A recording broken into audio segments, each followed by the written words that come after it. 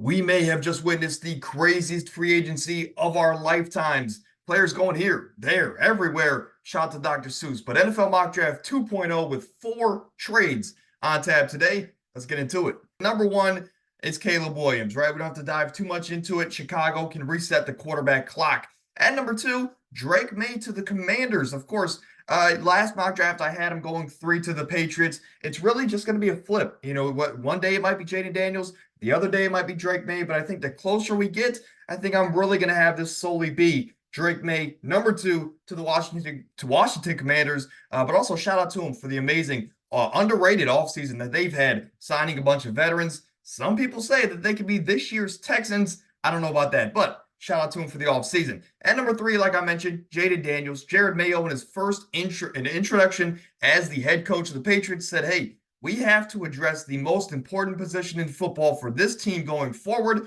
They've traded Mac Jones, and now they have Jaden Daniels. So unless you think Jacoby Brissett is the quarterback of their future, they're going to draft a quarterback. And Jaden Daniels would be the best option at number 3. And number 4, Marvelous Marv. Shout out to Gus Johnson, of course, for the nickname, but the best receiver in the class. Some could argue he's the best player in the class outside of the quarterback position, or maybe just overall. But he goes over here to join Kyler Murray. Maybe they bring back Hollywood Brown to form a dynamic duo there, an elite wide receiver core next to Trey McBride. And who knows, all that stuff happens. The Cardinals could have a sneaky good offense going into next season with Kyler, McBride, Marvelous Marv, and of course Hollywood Brown. But again, they're still a couple years away from the playoffs. At number 5, though, you guys have seen in a lot of mock drafts, especially recently, where the Chargers, they have a lot of holes to fill. Why not trade number 5 back? I've seen the most common is the Minnesota Vikings at number 11. Why not trade back and have get some extra capital? Vikings desperately need a certain position we'll talk about in a moment, and the Chargers can kind of reset that way and build up that way. However, I think they're going to play it smart here. You know what Michigan or what Jim Harbaugh's always done, whether if he was with Colin Kaepernick in the Niners or with Michigan. He's always liked to run the football. I think you go out there and you grab Joe Alt. I know they signed a veteran right tackle, but that's a depth piece. You're not going to not draft Joe Alt because you signed a veteran right tackle. You can draft Joe Alt. He can play left or right side, and I think it's easier to transition from left to right than vice versa. So if Joe Alt has to play the right side for the first couple of years until either Rashawn Slater, leaves in a couple of years, or if he gets hurt, or hey, maybe they just have both of those monster tackles for the next 10 years, and that's ideal for the run game, and of course, their franchise guy, Justin Herbert. So Joe Alt, in this scenario, I'm going to have the Chargers sticking and picking and grabbing the best tackle in the class, no doubt about it, after the combine. And number 6, another popular trade spot. Malik Neighbors, though, I'm going to have going to the New York Giants. This is a guy, of course, 6 foot, 200 pounds, maybe the most dynamic player after the catch in the draft class, even including a guy like Marvin Harrison. Malik Neighbors is just a guy that is the perfect match made in heaven fit for this New York Giant offense. Right now, they have Isaiah Hodgins as their number 1. Is that what you want to say their number 1 option is? Darren Waller, of course, is taking a step back. And then I think someone who is very underrated in Wan'Dale Robinson. I love him, but he's not a number 1 wide receiver. So you go out there, you get your number 1 receiver, right? And you're not completely sold on these quarterbacks. Maybe if Jaden Daniels falls to number 6, then you pull the trigger. Or maybe in a different scenario, they trade up to get a Jaden Daniels or a Drake May. But in this scenario, I think they're going to stick, pick, and grab maybe the best receiver in the class in Malik Neighbors, and he could be the number 1 from day 1. Then we move over to number 7, and you see no name is here for the Tennessee Titans. This is where we get to the trades. You clicked on this video for the trades, and here's the first one. The Tennessee Titans, they're in a position where they say, hey, our number 1 tackle, Joe Alt, he's off the board. Let's go out there. We still love Talise Fuaga. We still love Aquarius Mims. We still love J.C. Latham and the rest of these tackles. So let's trade down. There's other holes to fill. And, of course, let's address, let's just basically trade down, get other draft compensation, and get the next best tackle on the board by trading down just a few spots. So they trade down to number 11 with the Minnesota Vikings. And of course, they are going to get the next best tackle on the board. The Vikings, however, they're trading up to number 7. And I think you know where this is going. they're going to draft J.J. McCarthy. Whether this is the right move or the wrong move, if they're trading up, they're trading up for J.J. McCarthy. Of course, they lost Kirk Cousins this offseason, and now you're in a position where you have such a dynamic offense, but no quarterback. Unless you think Jaren Hall is your guy going forward, you still have Justin Jefferson, Jordan Addison, maybe one of the best duos in the league at the wide receiver position. And then you got TJ Hockenson, a top 5 tight end. You brought in Aaron Jones, a dynamic receiving running back. You have a good offensive line, a top 5 left tackle. You still got Ty Chandler, so a decent running back duo there. And of course, defense has some questions, but why not? Let's keep this offense afloat. Let's keep these playmakers happy so they don't all just want to get up and leave at the same time, right? Especially with the rumblings of Justin Jefferson maybe being on the move. Let's shut those rumors down. Let's grab our quarterback, J.J. McCarthy. Now, whether if you believe in the talent or not, this is a guy that's always been a winner. And at Michigan, he did exactly what he was asked to do. And I think he's coming into a situation where he could be just like Brock Purdy. I'm not going to say he's going to be as good as Brock Purdy, but he can go into this situation where he can give his playmakers the ball in space, and he can just do the bare minimum. He can do exactly what he's asked to do with the offensive genius behind him and Kevin O'Connell with these playmakers. And of course, the Vikings might be in a position where they may make him look better than what he actually is. And of course, I'm not saying that about Brock Purdy, but Brock Purdy in San Fran, he does exactly what he needs to do. He protects the football, and he gets his playmakers the ball in space. J.J. McCarthy could do the same exact thing for Minnesota. And again, it might be a desperation move just to say, hey, Justin Jefferson, and don't worry, we got a quarterback for you. Don't leave, right? You're the number 1 receiver in the league, or number 2, of course, depending on who you ask. But you have all these talented weapons offensively. J.J. McCarthy's not going to be asked to do too much. And of course, if need be, you could still run the ball with Aaron Jones and Ty Chandler. So J.J. McCarthy, the Vikings trade up, they get their quarterback. So 4 quarterbacks go in my top 7 of the NFL draft. At number 8, Dallas Turner. We're not going to get too fancy with this. Raheem Morris, of course, came over, and he loves the defensive side of the ball. Of course, that's where he lays his hat. But Dallas Turner might be the best edge in the game, and that is one of the holes on this Atlanta Falcons defense. Of course, they lost veterans like Calais Campbell, even though he was on the inside. But this is a team that has a good secondary. They just need to address that front 7. And I think you get a guy like Dallas Turner, he could be the piece in that front 7 of the defense for Raheem Morris going forward. They have a loaded offense, right? They had some big offseason acquisitions. But let's go out there, address the defensive side of the ball, and get maybe the best defensive player in the class in Dallas Turner. I think that's a perfect spot, just a match made in heaven overall. And of course, the rumors already say he's going number 8 to the Atlanta Falcons.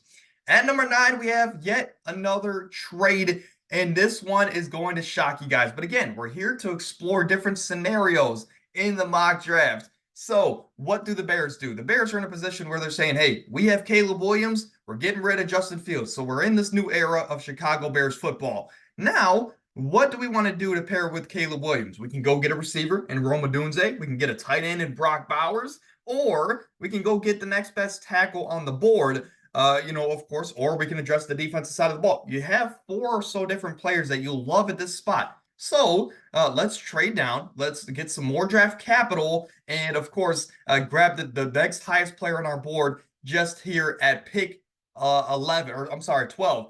They drop down to number 12. They trade down 3 spots to pick up extra draft compensation from the Broncos. Maybe that's a day 2 pick. Maybe that's a couple day 3 picks. Whatever the case is, the Bears trade down. They still like where they're at because they can get one of those guys on their draft board, right, at the top of it. And the Broncos trade up, but it's not for a quarterback. You might be thinking, hey, it's for Bo Nix. It's for Michael Penix. I'm going to shock you, and this is going to shock the world. But Latu Latu, maybe I just love his name, but this is my favorite edge rusher in the class. This is a guy that is a master technician. And he honestly, again, going into the combine, we had 2 big questions about him. 1, can his athleticism match his technique? And 2, are his medicals going to come back clean? He passed both of those questions with flying colors. Latu Latu, 6'4", 260. He can be the next Von Miller for this team. And if you want to talk about Sean Payton? He could be Sean Payton's next Cam Jordan, if you want to put it that way. I believe in Latu Latu that much. I think he's going to have the best career. And again, it's not the quarterback for the Denver Broncos. Maybe if J.J. McCarthy was here, maybe that's the trade-up spot. But Minnesota beats Denver to the punch, and Denver now grabs maybe the best edge rusher in the class. Again, a little bit shocking, but I think Denver's still in a position where in round 2, round 3, round 4, they can go out there and get a guy like Bo Nix, Michael Penix, or hey, if you want to take a flyer on a guy like Jordan Travis, that is also okay. But I think right now they're okay with their quarterback position, even though it's not great. And they go out there and address the defensive side of the ball. And plus, it's what Denver always does. They always draft edge rushers, whether if it's Von Miller, Bradley Chubb, or now Latu Latu. So shock of the draft, but Latu Latu is going number 9 to the Denver Broncos. At number 10, of course, you see the recap there in the middle of your screen. But at number 10, the Jets are in a situation where we need offensive tackle and we need playmakers and maybe something on the defensive side of the ball, losing guys like Bryce Huff this offseason. But I'm going to go with Rome Odunze. Of course, as you see on your screen, 6'3", 220, an elite number 1 wide receiver, or at least he has the potential to be at the next level. I have the Jets taking him here for one reason. And that is because, hey, the Jets need a left tackle and they need a right tackle. Well, in the right tackle side of things, they've been rumored to bring back Mekhi Becton, take one more shot on him, give him a prove-it deal. Okay, so we address that side of the ball. On the left side of the ball, there's a glaring hole. And who is a great all-pro level left tackle that just so happens to be best friends with Aaron Rodgers that's on the market? I think that's David Bakhtiari. I think it's kind of a shoo-in at this point that David Bakhtiari is going to be a New York Jet here in 2024. So you get David Bakhtiari. You got Mekhi Becton coming back. Hopefully he can stay healthy. Then you draft Rome Odunze. So you give Aaron Rodgers 2 offensive tackles. You got Garrett Wilson, Rome Odunze. Tyler Conklin is solid in his own right. Of course, Brock Powers has an argument here. But then you also have Breece Hall with the defense. This team is not only set up to compete next year, but they're scary. And I think Rome Odunze 10 to the New York Jets, given the fact that they get David Bakhtiari, is a very, very solid move. Now, of course, if you want to go with a Talise Fuaga here or an Olu Fashanu, I'm not going to hate you too much. But I think if you get both of those guys in free agency, David Bakhtiari and Mekhi Becton, who, again, Bakhtiari should be cheap. He just got paid by the Packers. He should be coming in out of vet minimum. You get both those guys with Rome Odunze, it's just scary hours there for the AFC East division. But at number 11, remember the Titans traded down from number 7 to pick up extra draft compensation. And hey, remember I said they needed a tackle. Their top tackle's off the board in Joe Alt, but they're still in the market for a tackle. Just so happens they're number 2 on their big board.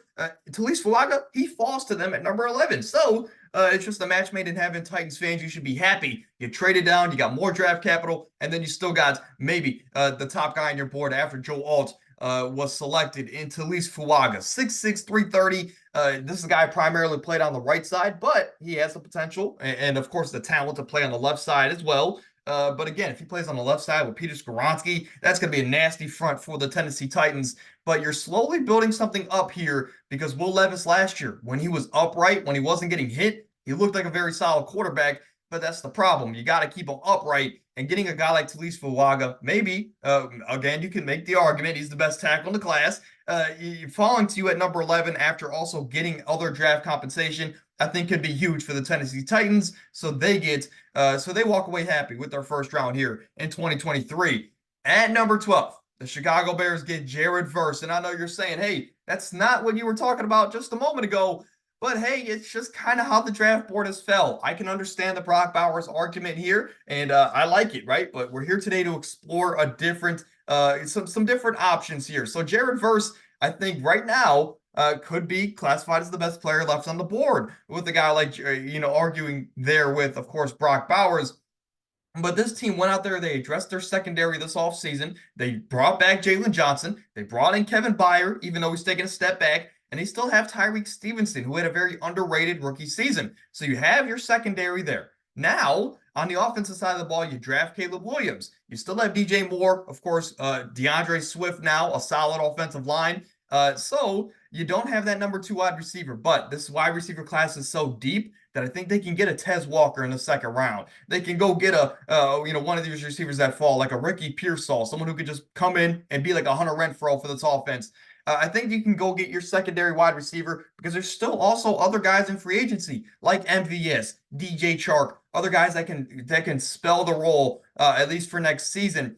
Why not? Let's go out there. You have your offense set, your secondary set. Let's go get the secondary piece behind Montez Sweat in this front seven in Jared Verse. You can help out, this defensive line. Get Jared Verse on one side, get a Montez Sweat on the other, and that's going to terrorize these NFC North quarterbacks, especially quarterbacks that aren't very mobile. Talking about now J.J. McCarthy for the Vikings, the Jared Goff for the Lions, and of course, Jordan Love for the Packers, guys that can move, but they're not the most mobile quarterbacks. So Jared Verse on one side, you got Montez Sweat on the other. It's going to terrorize the rest of the league, but especially the NFC North. So again, maybe another shock here, but Jared Verse, I think, at number 12 to the Bears, just a true game disruptor. At number 13, Quinion Mitchell. And if the rumors weren't swirling around this, maybe I go a different route. But Quinion Mitchell had a great combine, of course, out of Toledo, putting on for the smaller D1 schools. But 6 foot, 200 pounds. This is a guy that has all the tools to be an in-your-face Raiders kind of cornerback. And I think it's just a perfect match made in heaven here at number 13. I think the Raiders have had a good offseason. The biggest thing, you brought back Antonio Pierce. Of course, huge culture changer, right, for this team going forward. So Antonio Pierce coming back was huge. And then you get Christian Wilkins. So again, last mock draft, I had this team taking Byron Murphy. But now you got Christian Wilkins. You don't really need a Byron Murphy unless you want to just overload this defensive line. But you address the defensive front. Let's get some secondary help. You get Quinion Mitchell, maybe you think is the best cornerback in the class, and he could be the number one corner from day one. Of course, next to, I think, Amick Robinson, right? Or I could be saying his name wrong. Regardless, you get your number one cornerback here. I think Raiders fans, you'd be pretty happy. At number 14, the Brock Bowers fall stops. And for the New Orleans Saints, this isn't really fitting in with what they've always done. They've always just kind of drafted best defensive player available. But this year, I say, hey, why not? You have a player fall into your laps in Brock Bowers, a guy that last mock draft I had going number 5 to the Chargers.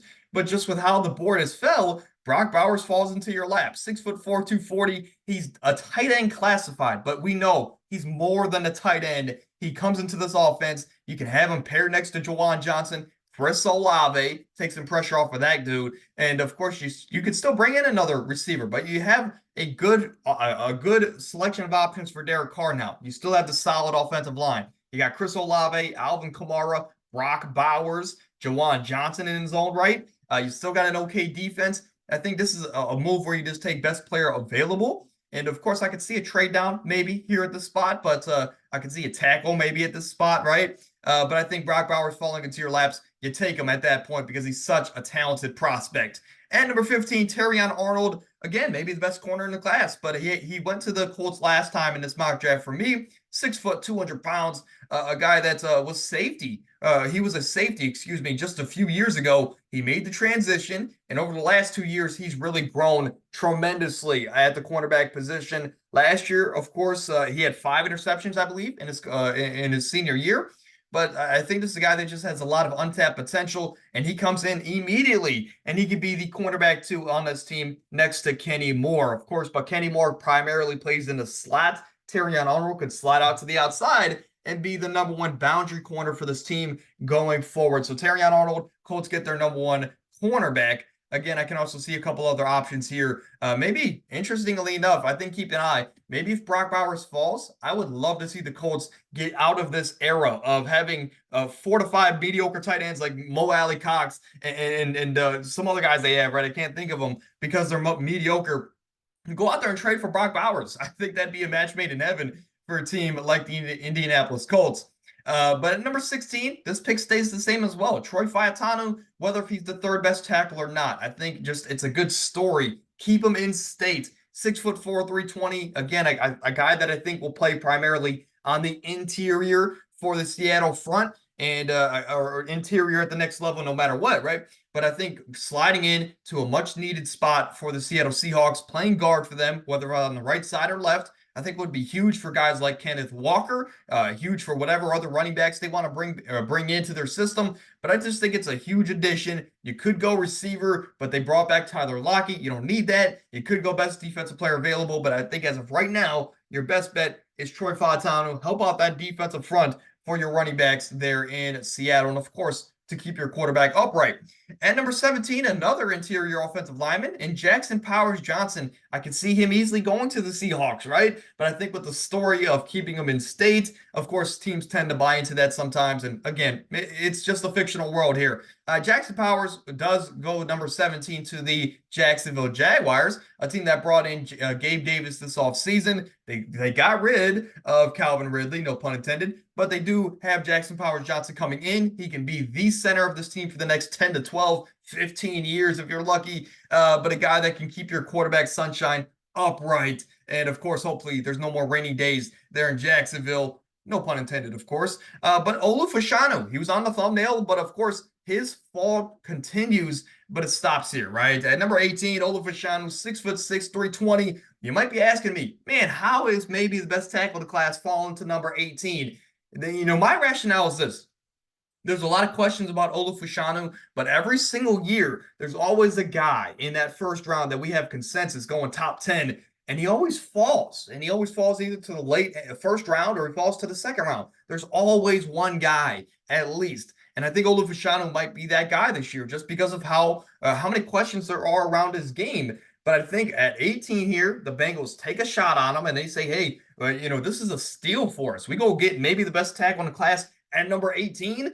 I think that's a perfect match made in heaven. And of course, you still have Orlando Brown there in Cincinnati. Now you got Olu Fashanu on that right side. And of course, when Joe Burrow's been healthy in his career, for the 2 seasons that he's been fully healthy from start to finish, he's brought you to the AFC title game and to the Super Bowl. And of course, a couple penalties away from advancing in both of those games. But the other 2 seasons, he's been hurt because of devastating knee injuries. And that is because he hasn't had protection. So let's protect our franchise quarterback. Get Olu Fashanu here at number 18. Perfect match made in heaven. At number 19, the Los Angeles Rams. I think you could go a couple different options here, but I think Nate Wiggins here falling to them at number 19. I think is kind of going to be perfect for him. They haven't had a true number 1 corner in a long time. So you go get Nate Wiggins, 6'2", 180, did weigh in a lot lighter than we thought. But this is the guy that ran a sub 4.3 40. Of course, he said that if he didn't get hurt, he was going to break the record. So at the bare minimum, we know he's got speed, right? We know he has quickness, and we know he's the best zone cornerback in the class. Which, of course, for the Rams, of course, around the league, it's so valuable to be a really good zone cornerback because everybody runs the Fangio 6 defense now. So Nate Wiggins, of course, at number 19, I think would be a good fit for the LA Rams. Helps out that secondary. At number 20, J.C. Latham, right tackle out of Alabama. This fits right in with what the Steelers always do, just drafting those Alabama players. But, of course, you see the recap there in the middle of your screen. But J.C. Latham, I think, went here last time, and for good reason. He's 6'6", 340. He's built like an Avenger, in the words of Daniel Jeremiah. But this is a guy that I think is going to fill a big need on this offensive front on that right side of the ball.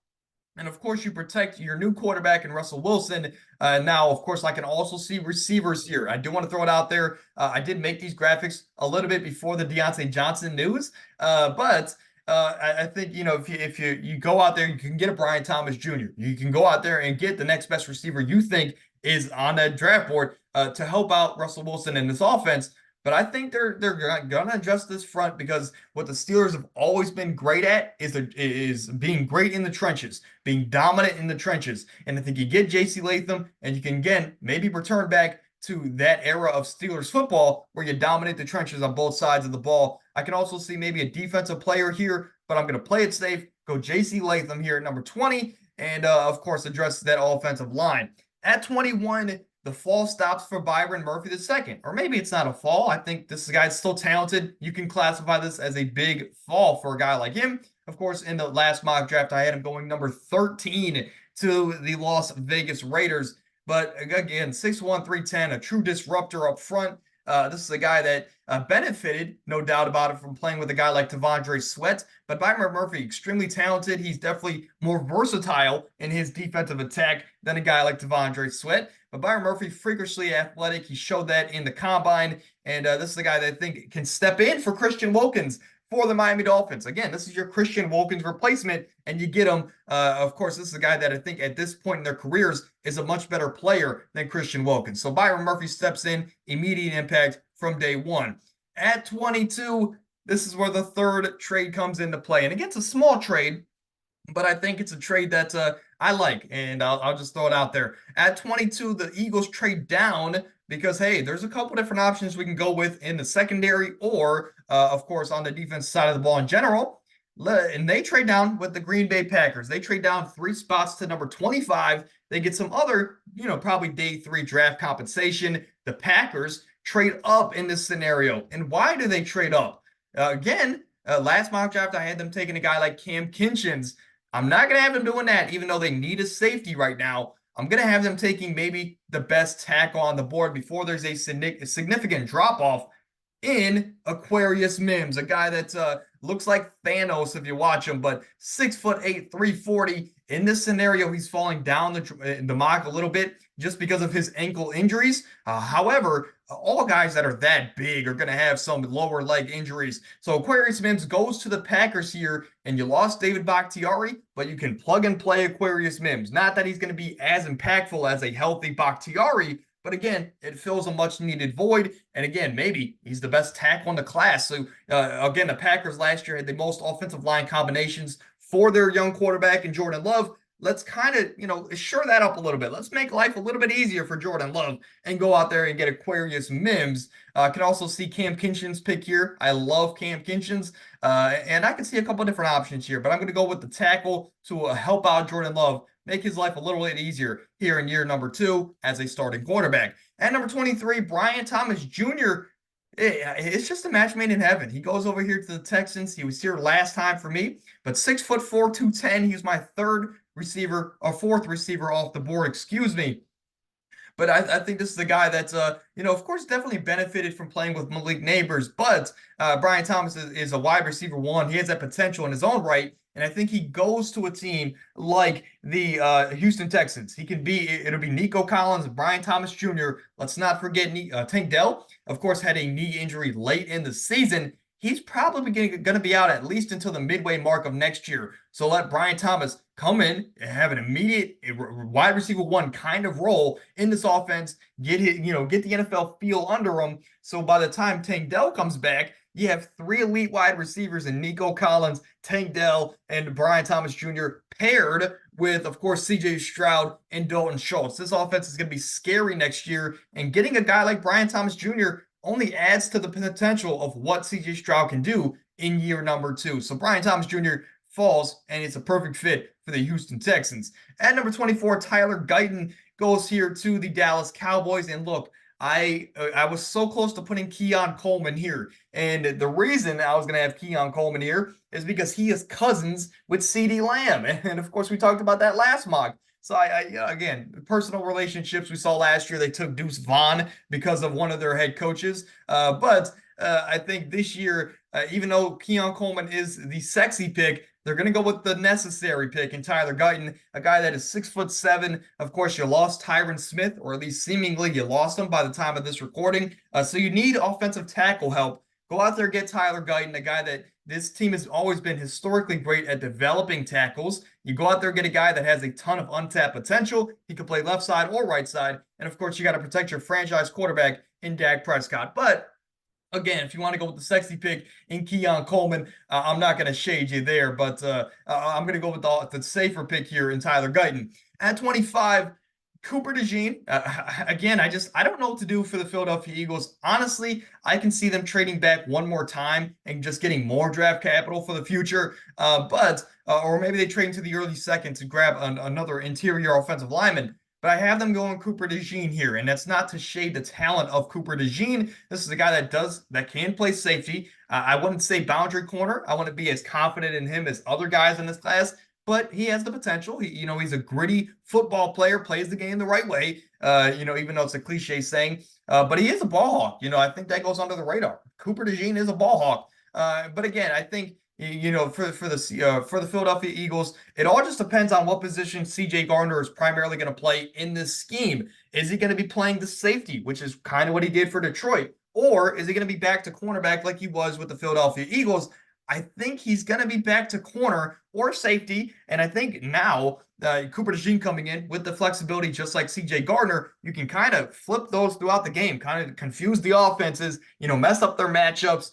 You can have both of those guys kind of being a rover on that defensive front. Or if you want CJ Gardner to play cornerback, I love a Cam Kinchens ball hawk, a true game disruptor, game changer kind of player here at 25. I think Cam Kinchens will be perfect here because he can go right next to Reed Blankenship, and you can just have a dominant defensive secondary. But again, Cooper DeJean here. I'm gonna play it safe, but again, Cam Kinchens, I would love at this point in the draft. At 26, Chop Robinson, it stays the same. You let go of Shaquille Barrett. You didn't really address that defensive line in the offseason. So let's go out there and get maybe one of the most potential-ridden defensive edges in the game, a guy that Daniel Jeremiah loves. And I keep bringing him up because I view that guy highly. Of course, he knows a lot more than me. But Chop Robinson at 6'3", 250, a guy that is very athletic off the edge. And again, I think he can be your next Shaq Barrett. So you draft him, he can play from day one. And of course, with a defensive-minded head coach in Todd Bowles, Chop Robinson should be set to go to be dominant for the next 8 to 10 years. At number 27, it's a best player available situation. Again, Isaiah Simmons might not come back. And again, it's not like he was killing it per se. He didn't live up to the potential that we had for him. But Isaiah Simmons might not be back in town. So again, I love a Cam Kinchens pick here for the Arizona Cardinals. But I'm going to go best player available, which at this point I think is Jerzon Newton out of Illinois. Again, I think he's the best interior defensive lineman in the class over a guy like Byron Murphy. But again, being the better at the position doesn't always mean you go first, or it's not like an accordion, right? Byron Murphy is maybe better, but I have him at number 2, and he still goes ahead of Jerzon Newton in this mock draft.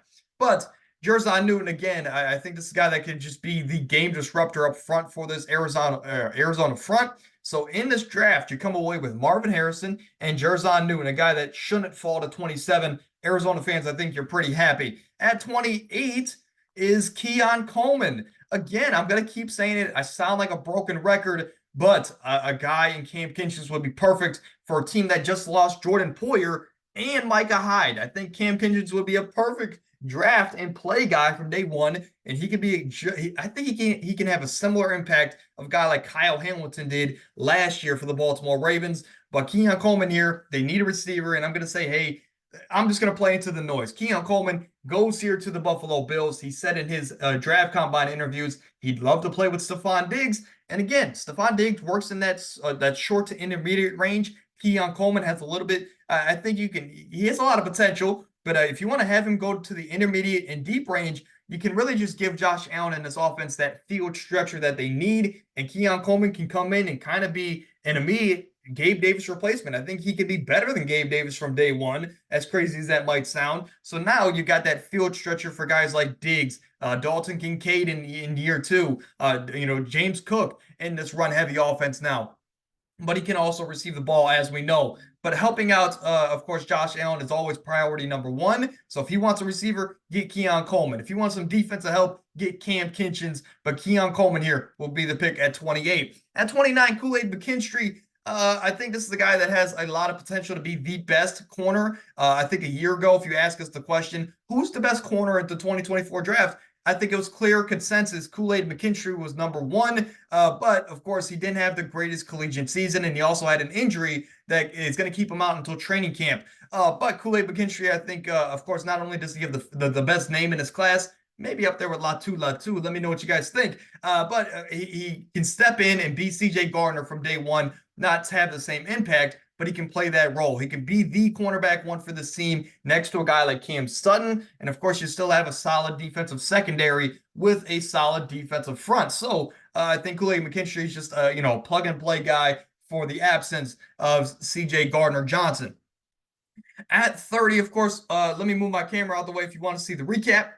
There you go with Jerzon Newton, Keon Coleman, and Kool-Aid McKinstry, the last 3 picks. But at number 30, last mock draft, I went with Graham Barton, a guy that can play inside or outside of the offensive line for the Baltimore Ravens. But this one, I'm going to switch it up just a little bit. I'm going to switch it up, and I'm going to go grab maybe your number one wide receiver from day one in A.D. Mitchell, of course, out of Texas, 6'4", 200 pounds, and he killed the combine performance. And I think, hey, you got an offense now with Derrick Henry. You got Lamar Jackson. You still got Mark Andrews coming back. And then you're going to have Zay Flowers and A.D. Mitchell on the outside. It's scary hours for Baltimore and the rest of this AFC North. As a Browns fan, I don't want to see it, to be honest with you, but it could be a reality. So they go out there and draft A.D. Mitchell. Of course, you could also grab a Graham Barton or another guy that can flex inside or outside of this offensive line. But let's spice it up, have some fun here. A.D. Mitchell here to the Baltimore Ravens. At 31, like I mentioned, Graham Barton, a guy that's Trent Williams is playing his last year of football next year, more likely than not. I think if this team won the Super Bowl, Trent Williams would have been retired at this point. However, he's coming back for one more year. Graham Barton, I think, can play inside or outside in the time being. And hey, when the time comes, Graham Barton has history playing at tackle at Duke. He can play in Trent Williams' position starting in 2 years when Trent Williams decides to hang it up. So Graham Barton, again, has the flexibility for the San Francisco front. At 32, I think, yeah, hey, you got to get Patrick Mahomes a receiver, right? Why not? Let's go get him the fastest man ever, according to the 40-yard dash, in Xavier Worthy. Texas product, of course, 6'1", 175, a guy that is a lot lighter than we thought, but he's already hinted at the fact that, hey, I want to be used in that Tyreek Hill role for Patrick Mahomes in that offense. And I think, hey, I think it could work. He could be that field stretcher for guys like Rashee Rice, who primarily work in the intermediate range. A guy like Travis Kelce, same thing there. I think it'd be perfect to open up this offense and take some pressure off Patrick Mahomes. Hey, sometimes I just want to throw the ball 60 yards down the field. Go get it, Xavier Worthy. I think that'd be a perfect match made in heaven. But I can also see, hey, if they want to buy into this new, safer Kansas City style of offense, go get a guy like Ladd McConkey. Or, hey, they trade down a few spots, go get a guy like Troy Franklin in the second round. I can see a lot of these options happening. But Xavier Worthy, let's just show some love to the guy who set history. But that's going to do it here for Mock Draft 2.0. And I forgot to mention, but it's podcast 150. So, of course, on the road to 15,000 subscribers. If you made it to this point, drop a like, subscribe to the channel. Hopefully you enjoyed. Let me know what you think, of course. What would you have done differently? And, of course, the trades, hypothetical world. But what do you think about those trades here in Mock Draft 2.0? But next week or the week after, I'll come back with some more draft content. And we're going to be coming back with, hey, maybe I'll give you guys 5 of my favorite players in the class. I think you can pick up already on who one of those is. I've said his name about 7 times in this video.